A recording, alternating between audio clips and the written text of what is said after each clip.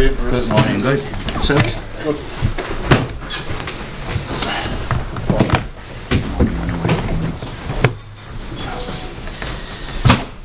Hi guys, welcome to today's squad announcement for the upcoming international friendlies between Ireland and Senegal and Luxembourg and Ireland.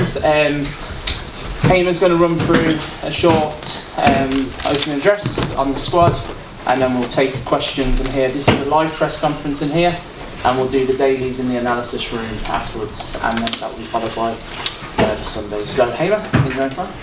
yeah, welcome everyone. Thank you for coming. It's our last kind of preparation before the World Cup starts in September. So a few things a little bit different from what you're used to in this case. First of all, is the timing of the announcement now. It's 3 weeks until the camp. It's pretty unusual to do it, but the reason is that we would like the players to know if they're in or out early, so they can prepare for their holiday or the camp in advance.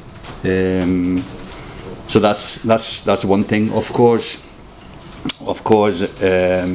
there's a disadvantage to announcing the squad early. 3 weeks is a long time in football, so a lot of things can change. So we take that into account, and we opted to go for 25 players and select 25 players for this camp, because we know some things might happen in 3 weeks. Yeah, you knew that we planned to have a camp right after the championship finished in May, and play the championship players in that time, and then give them off for the June window. Yeah, that kind of colours a little bit our squad that you have seen. This June window has been tough or tricky for Ireland in the past. And I would guess the reason is that after a long season like the championship is, playing 2 games every week, or you can call it 3 games every week, and a lot of matches, in the end of season players are tired, both physically and mentally, and after the season they switch off, and then just to keep fitness level for a month until 2 friendlies is tricky and tough. But I think also mentally, just to switch on, switch off is tough for them. So what we want now, most of all, is that these players take a good off season and come in flying in pre-season, and in September we will benefit from that rest. There has been a lot of talks about the load on players, and I think we try to kind of adjust to that fact, and opted to limit the number of championship players in this squad. So yeah, maybe in relation to that, we talked to some of the players, and all of these championship players want to come. That's not an issue. Everybody wants to come, and I know some would be unhappy not to be in the squad, but that is why we did it. That is the reason why we did it for all the championship players that finished on the 3rd of May. The only exception is Robbie Brady, not because he is a good player and a leader in the squad, but he's playing a left back where we don't have a lot of depth, so we needed to ask him to be in the squad, and he was more than happy to do that. Yeah. Another factor in this is as well that we expect to have no holiday next summer. We expect to come in straight from the season, in the pre-season, going to US in the World Cup. So no holiday next season. We can at least give them some extra holiday this season. And it goes the same with you guys. Yeah, so just a few things before I ask the questions, you ask the questions. A few things, at least 3 of the players in the squad have been injured. So for example, Sami Smodic hasn't featured for Ipswich, coming back from an ankle surgery. He is starting to train. We are hoping that he will be okay in June, but it is unlikely. But that's one of the reasons we have 25 players, but we are hoping that he will be ready for us in June. But we will see. Troy Parrott has been out as well with a groin injury. He is coming back, and he is really optimistic. He will be good for June, and he will play. He will feature for Asset before this camp. That's what he says. Festi as well has been injured. He's coming back slowly. He's getting his minutes. They're taking it careful with him. So hopefully by June he will be fit and flying. So that's 3 players. Other 3 players haven't had much playing time. Seamus is back. Hasn't played much for Everton, but is fit and really wants to come. You know his mentality. He will always help us. Will Smallbone is another one. Have had limited minutes for Southampton, and the same goes for Evan Ferguson. But we really want to see these players in June, where they are at, etc. So yeah, we can ask questions about some other players later on. If we go to the Senegal opponent, a really good opponent, attacking force. I think they are 19th in the FIFA ranking. The options they have is ridiculous. Quality players in the best leagues in the world, and you kind of until you see it, you kind of are amazed the quality they can tap into. I think I counted 21 matches in a row that they haven't lost. They lost one after extra time and penalties in the African Cup of Nations against Ivory Coast. But I think apart from that, they haven't lost a game for 21 games in a row. At least 16 or so, 16, but I counted 21. But it's just ridiculous amount of games without losing. So a force coming to Aviva. I hope we will have a big support in June when they come here. And like I've said before, it's good to play teams from other continents. We're planning to go to the World Cup, and then we need to play teams from Africa, from Asia, from America, etc. So it's good to have an opponent like this just to match up and prepare. The same goes with Luxembourg. I think they're now 90th, 91st on the FIFA ranking. They've jumped 100 places in a few years. Luke Holtz has been the coach there for 15 years, which is just unheard of when it comes to national teams. So it's a good stability, and we have history against them. They have been a tricky opponent for Ireland, so it's a good test to play them in Luxembourg. Good. Okay, we'll start with some questions. Stephen, do you want to take it away first of all, please? I suppose if you want to win games, you need to score goals. Is there anything you can do with Evan Ferguson, you think, that can get him back in form again?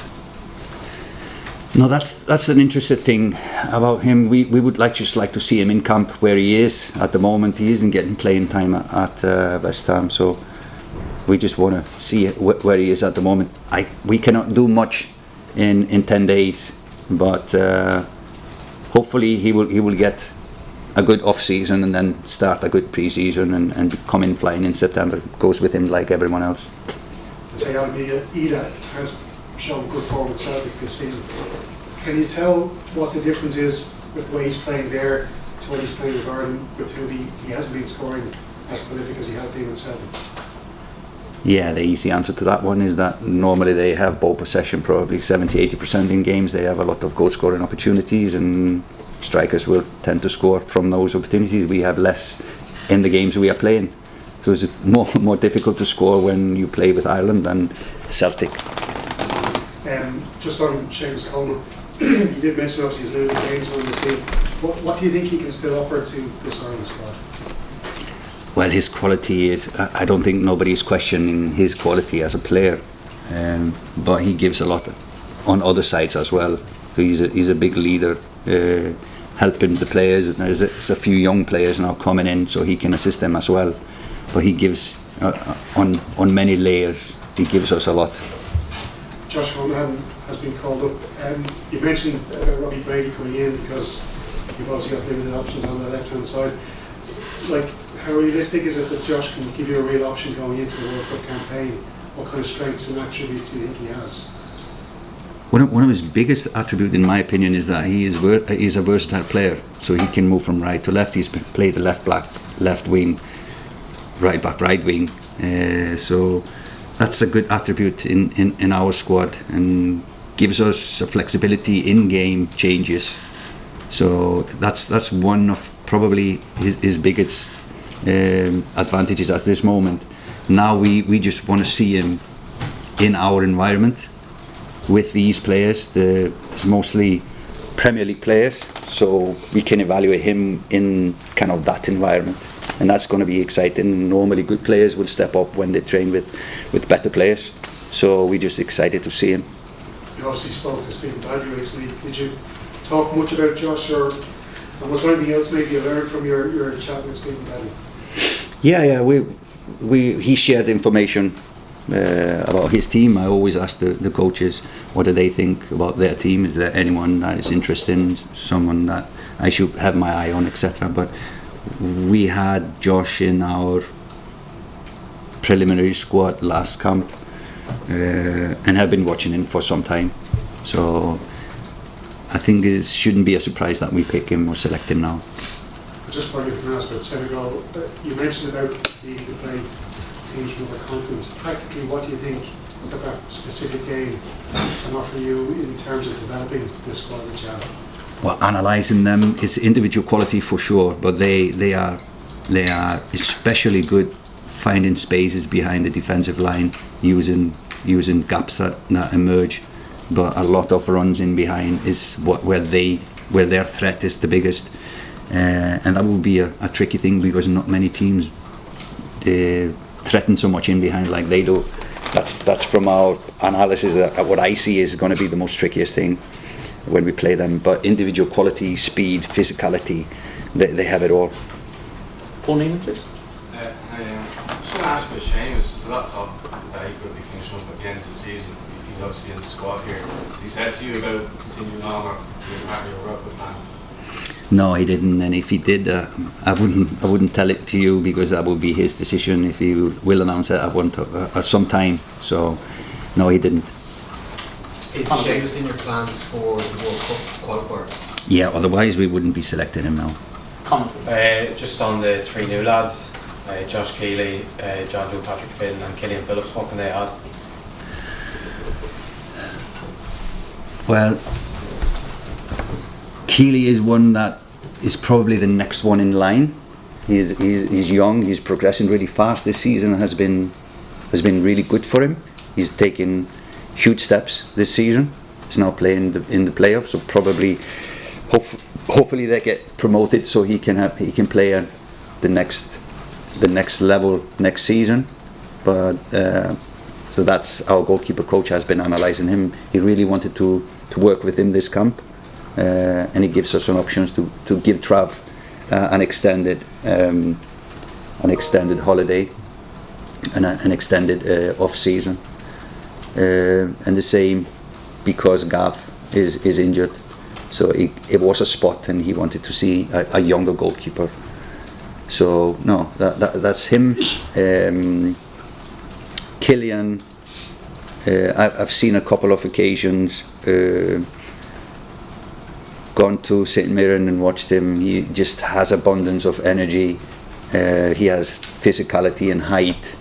But I love his energy, and he can be a key thing, a little bit different from the players we have in size and in physique, etc. So we just wanted to see him again in this environment. Same goes with John Joe, different kind of a midfielder, and we just wanted to measure him in relation to the other players we have. And just on this size and physicality in midfield, is that, you think, something that needed addressed? Because I know Cullen and Knight are very good players, but size-wise compared to the two new lads coming in. Sometimes it matters, sometimes it doesn't, sometimes it matters. So it's good to have and see an option, you know, to at least have the option to pull him in when it's needed. But sometimes it matters, yes. Thank you. Sean, please. Hey, Heimir, have you spoken to Evan about his lack of minutes in the last couple of months, and how much of that is worry coming up to September when the World Cup qualifiers kick off? There'll only be a handful of Premier League games until September 6th. No, I'm not interfering with what is the next step. Obviously, all players know that you have more chance of playing in a national team if you're playing on a regular basis, and you have more chance of playing in a national team if you're playing well. So we don't need to discuss that, but I think he is much more frustrated than me that he is not playing. Raf, please. Yeah, just from your recent trip to the continent, obviously, I guess it's great to see those players firsthand, but is there another side in terms of the optics of encouraging more players to go abroad as well? Well, all leagues have their kind of own life.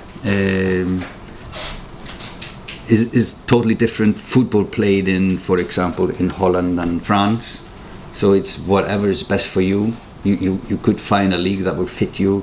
For our younger players, I would say go into to a place where you have developmental leagues, meaning that clubs are taking you in, they want to progress you and maybe sell you at a later stage as a better player, not coming in as a number in a squad. So there are leagues that really like kind of stops going somewhere else.